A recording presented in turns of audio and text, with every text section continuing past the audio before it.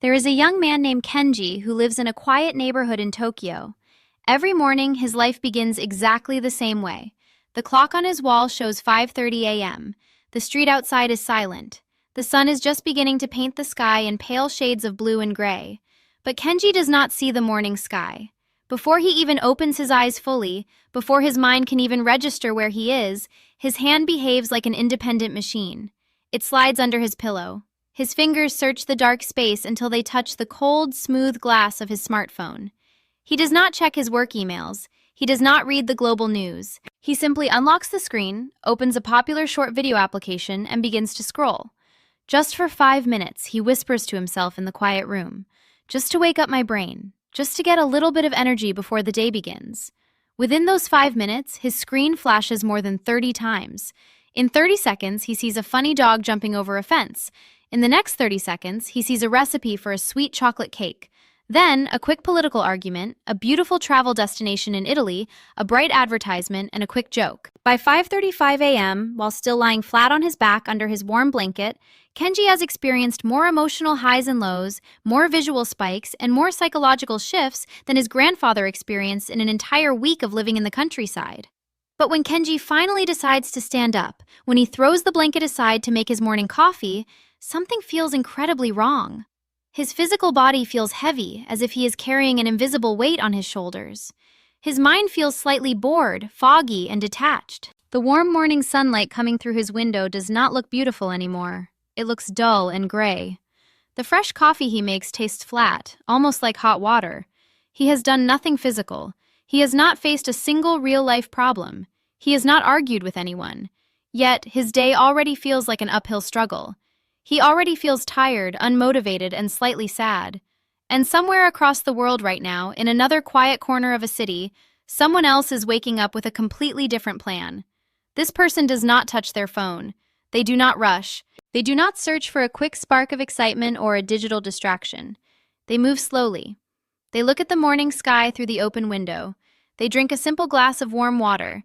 They let their mind wake up naturally, step by step, in complete silence. What if the difference between these two people has absolutely nothing to do with personal motivation? What if it has nothing to do with genetic discipline or willpower?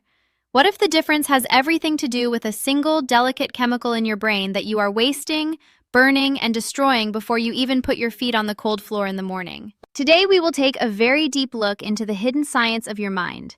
You will discover the 7 common morning habits that are quietly destroying your dopamine levels, why they make your entire day feel heavy and uninspiring, and how you can fix them starting tomorrow morning.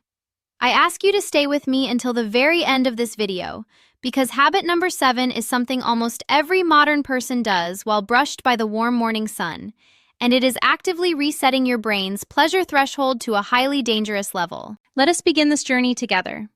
To truly understand why your mornings feel so heavy, we must first step back and look at what dopamine actually is. There is a massive misunderstanding about this chemical in modern culture. Many people believe that dopamine is the molecule of pleasure. They think your brain releases dopamine when you eat a delicious piece of chocolate cake, when you win a video game, or when you receive a nice message from someone you like. But modern neuroscience shows us a completely different reality. Dopamine is not the molecule of pleasure. It is the molecule of anticipation. It is the molecule of pursuit, of desire, and of movement.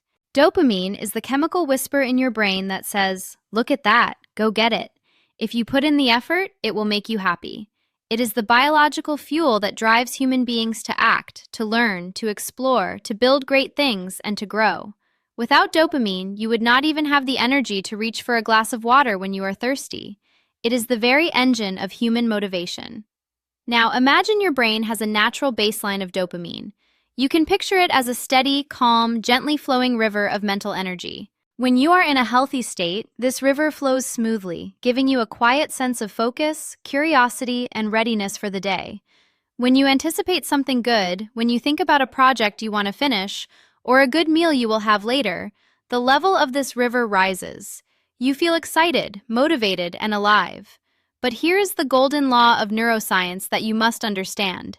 Every time you experience an artificial, rapid spike in dopamine, your brain must balance itself.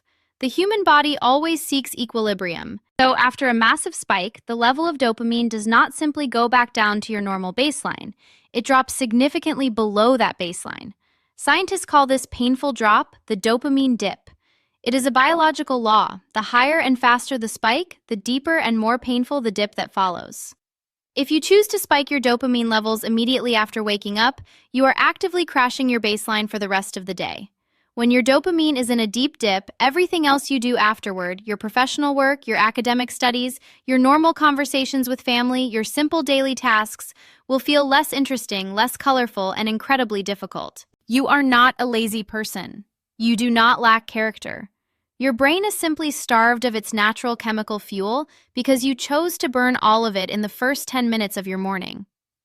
Let us look at the first habit where this daily cycle of self-destruction begins. Habit 1. The snooze button roulette. Let us start with a habit that you probably performed this morning without even thinking about the consequences. Your alarm clock begins to ring. The sound is loud. It is sharp. It is highly annoying. Your brain is suddenly pulled out of a deep, restful state of sleep. Instead of opening your eyes and standing up, your hand reaches out automatically. You feel the cold plastic of your phone or clock, and you hit the snooze button. Just 10 more minutes, you think to yourself in the warm darkness of your room. Just a tiny bit more comfort, and then I will be ready. You close your eyes, pull the heavy blanket over your head, and slide back into sleep. To your conscious mind, this feels like a small luxury. It feels like an act of kindness and gentleness to your tired body. But at a biological level, this simple act is a direct, violent attack on your brain's reward system and your energy levels. When your alarm clock first rings in the morning, your body releases a natural, calculated wave of cortisol and dopamine. This is not a mistake. It is your body's built-in ignition system. It is designed to raise your heart rate, increase your body temperature, and prepare your nervous system to wake up and face the physical world. By hitting the snooze button and going back to sleep, you completely interrupt and confuse this delicate biological process. Your brain receives a highly confusing signal. It thinks, "Oh, we made a mistake. It was a false alarm. We do not need to wake up yet. Let us go back down into a deep sleep cycle." Your body immediately starts to release sleep hormones again, trying to pull you into a new 90-minute sleep cycle. But 10 minutes later, the alarm rings for the second time. Now you are pulled out of sleep not from a light, ready state, but from a much deeper, heavier state of sleep. Scientists have a very specific name for this physical state: sleep inertia. It is the reason why you can sleep for 9 hours, hit the snooze button 3 times, and wake up feeling far more tired, groggy, and confused than if you had simply gotten up with the first ring of the alarm. But the damage goes much deeper than physical grogginess. By hitting snooze, you have just started your very first hour of the day with a cycle of broken promises. Your brain expected rest, but was suddenly interrupted. Then, it expected wakefulness, but was dragged back down. This constant physiological back and forth creates an immediate, sharp drop in your dopamine baseline. You begin your morning not with a clean, confident start, but with a deep feeling of physical defeat and mental heaviness. The shift you need to make is simple, but it requires a small moment of physical courage. Set your morning alarm for the actual, realistic time you need to get out of bed. Never set it earlier with the plan of hitting snooze. And most importantly, place your alarm clock or your phone across the room, on a high shelf or a distant table. This forces you to physically stand up, walk across the room, and move your body to turn the sound off. One alarm, one clear decision. No physical roulette. No broken promises to yourself. Habit 2. The morning screen sweep. Now, let us talk about the second habit, which is arguably the most destructive modern invention of our century. It is the morning screen sweep. You have managed to turn off your alarm. You are still in bed. The room around you is quiet and dark. Instead of standing up, you remain under the blanket. You turn on your smartphone screen. Your eyes, which have spent the last 8 hours in complete darkness, are suddenly hit with a bright, concentrated beam of blue, artificial light. You open your social media feed, your text messages, or your favorite video app. As you begin to scroll, your brain is bombarded with a rapid, endless series of high-intensity visual and emotional inputs. Each new post you see, each new picture, each video is a micro-anticipation for your brain. Your reward center whispers, "What is the next post going to be? Is it going to be funny? Is it going to be shocking? Who commented on my photo? What is happening in the news?" Your brain, which evolved over millions of years in a quiet, slow-moving natural environment, does not have the biological defense mechanisms to handle this extreme density of information. In a natural world, your ancestors had to walk miles, search for food, or build shelters to get a single tiny reward. Now, you are receiving thousands of highly stimulating rewards per minute while lying completely flat on your back without moving a single muscle under a soft, warm blanket. This massive, rapid, and effortless release of dopamine sends a highly dangerous message to your subconscious mind. It tells your brain, this screen is the most abundant, easiest environment to survive in. We do not need to put in any effort to get rewards today. Why should we work? But the real physical world does not move at the speed of a digital scroll. When you finally decide to put the phone down and stand up, your brain immediately enters a severe dopamine dip. Suddenly, your quiet, physical kitchen feels incredibly boring. The idea of reading a book feels physically impossible. Working on your business or your job feels like an immense act of torture. By starting your day with the screen sweep, you have set your brain's pleasure and stimulation threshold so incredibly high in the first minutes of the morning that normal, healthy, productive life simply cannot compete with it. The shift.